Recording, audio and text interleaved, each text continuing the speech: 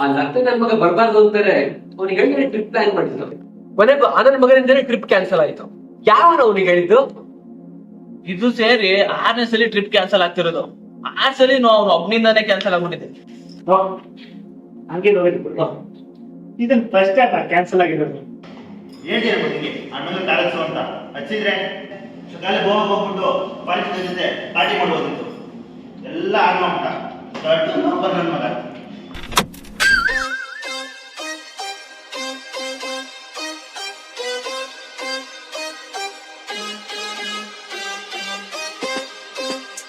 ಓ ಸಂಭವ ಬಂದ್ಯಾ? ಬಾ ಬಾ. ಇಷ್ಟೊಂದು ನಿನ್ ಬಗ್ಗೆನೇ ಮಾತಾಡ್ತಾ ಇದ್ದೆ. ಪಾಪ ಹುಡುಗ ಎಷ್ಟು ಬೇಜಾರಾಗವನೋ ಏನೋ ಅಂತ. ಏನ್ ಪರ್ಫಾರ್ಮೆನ್ಸ್ ಭಾಸ್ಕರ್ ಅವ್ರು ಕೊಟ್ಟು ಕಮ್ಮಿನೇ ಕಣ. ಜಪಾನ್ ಹಾಕೊಂಡ್ಬಂದ್ಬಿಟ್ಟಿದ್ಯಾ? ಇವನ್ ಅನ್ಸಕ್ಕ ನಿಂಗೆ ನೋಡಲ್ಲ ಬೋ ಅಂತ ಹೋಗ್ತಿದ್ದ ಕರ್ಕೊಂಡ್ ಬಂದೆ. ಫಸ್ಟ್ ಕ್ಲಾಸ್ ಬರ್ರ ಟೆನ್ಷನ್ ಆಗ್ತಿದೆ.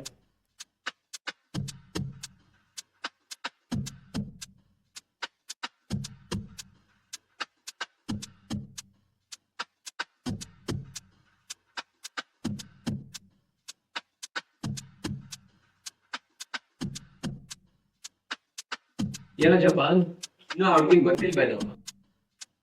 ಅವಳು ಬಿಟ್ಟೋದ್ಲು ಅಂದ ತಕ್ಷಣ ನಾನು ಮರ್ತೋಗಕ್ಕೆ ಅವಳನ್ನ ಟೈಮ್ ಪಾಸ್ ಲವ್ ಮಾಡಿಲ್ಲ ಕಣೋ, ಮನ್ಸಾರೆ ಲವ್ ಮಾಡಿದ್ದೆ.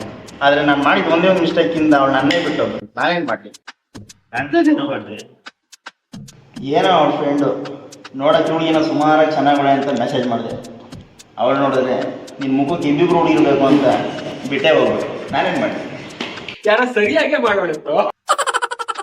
ದೇವ್ರೆ, ಬಾಟ್ಲು ದೊಡ್ಡ ತಲೆ ಮೇಲೆ ಹಾಕ್ಬಿಡ್ತೀನಿ. ಸುಮ್ನೆ ಕುತ್ಕೋಬೇಕು. ಒಂದೇ ಟ್ರಿಪ್ ಕ್ಯಾನ್ಸಲ್ ಆಗಲಿ ಅಂತ ನಾನೇ ಟೆನ್ಷನ್ ಅಲ್ಲಿ ಇದ್ದೀನಿ. ನೀನ್ ಇಟ್ಟಿದ್ದು ಟೆನ್ಷನ್ ಮಾಡ್ಬೇಡ.